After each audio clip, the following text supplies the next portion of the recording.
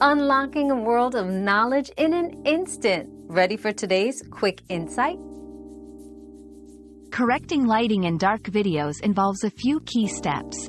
Firstly, use a video editing software that allows color correction. Tools like Adobe Premiere Pro or Final Cut Pro offer functionalities to adjust brightness, contrast, and exposure, making it easier to lighten up dark footage. For a quick fix, increase the brightness and contrast sliders gradually until you reach a natural look without overexposing the video. Adjusting the gamma settings can also help brighten mid-tones without affecting shadows and highlights too much. Lastly, consider using denoise filters to maintain video quality after adjustments.